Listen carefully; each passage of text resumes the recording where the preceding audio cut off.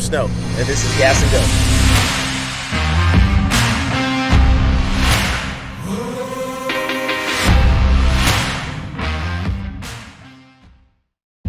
All right, ladies and gentlemen, welcome back to another episode of Gas and Go with Snow.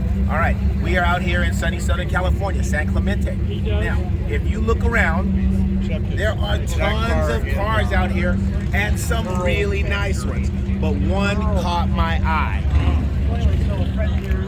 All right, so the one that caught my eye was this guy right here.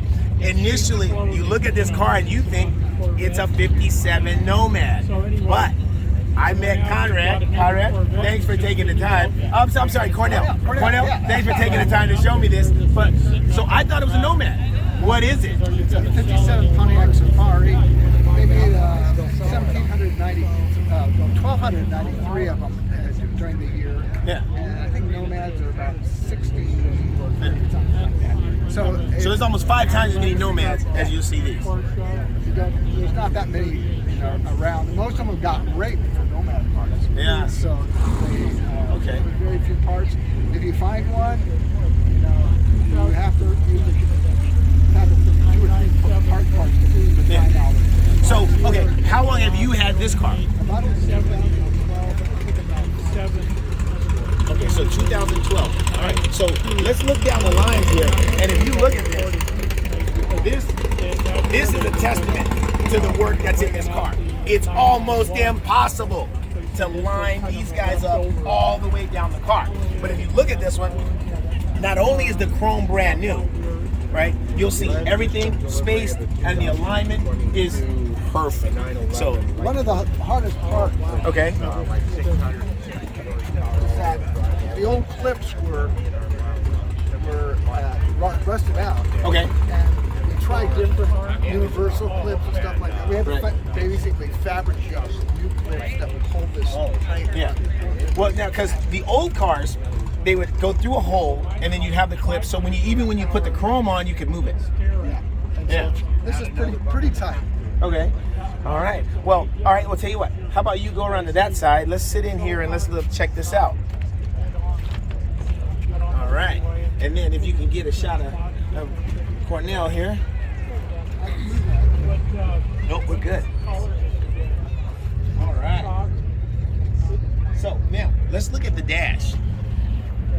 All right, so one of the things that I noticed is not only is it all stock, man, this thing looks brand new. Did it look this good in 1957?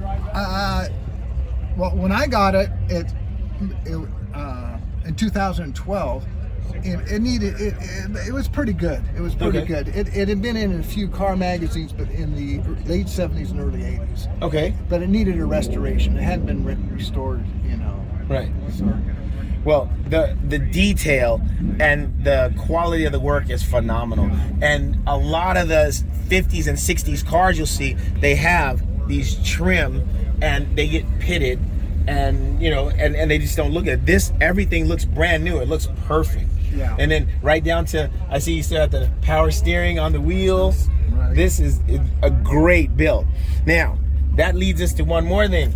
I notice here, all right, so it's in a magazine. And a lot of nice cars are in magazines, but look at the text. This guy was in a magazine in Japan.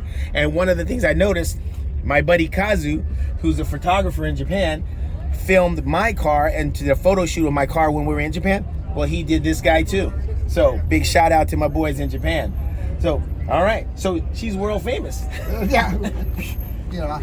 When I met him, I thought, oh, okay, I'll find it. And then we just went right back over here. Yeah, I can see that it was in the back side, yeah. And he pulled, I thought he was going to just have his iPhone and stuff like that. He pulls up with strobe lights and everything else. And I'm sitting going, oh my gosh. And the pictures they're amazing. Are so close, they're so detailed. And so he's a very talented person. Oh yeah, absolutely. Okay, so now, with that being said, we've looked at a very nice machine, and if you look in the back seat, I noticed are these original buttons on the seats? They're stars, and they were put in the early productions of '57.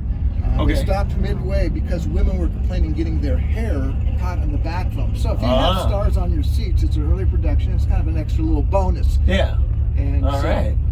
Okay. Well, you know what? With any car, the crown jewel is going to be under the hood. So let's check out under the hood.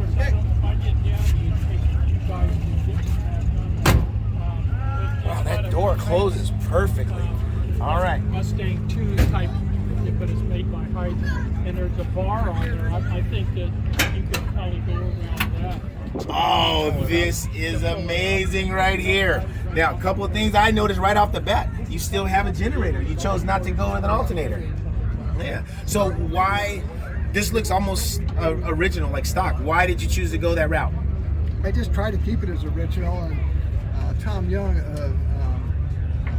Custom Safaris, the president of the Safari Club of the United States, he kind of helped me what to paint, what things. Some things are not perfect. It's got the vent draft tube that were taken off in the 60s because of smog.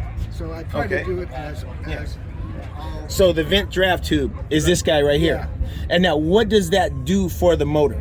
I think it just gives it, it vents the motor. And so the smog people, EPA made them take it off. And so I put it back on. And so I try to keep it as tight as possible. And well, I noticed, right down to bolts. So from the factory, these guys were unpainted and that's the way they came. I got my information from Tom, and he said that's the way. He goes, this is never this bright from the factory. It's more matted like this, and he said that's okay. And the rubber stops. I had 4 stops here. He said the Nomads had the 4, the Safaris only had the 2, but I didn't take it off because the hood fits well with it. Right. Well, hey, you know what? Again, thanks for taking the time to show me an amazing vehicle. Thank you so much. Thank you guys for joining us on Gas and Go with Snow, and I'll see you guys next time. Thanks.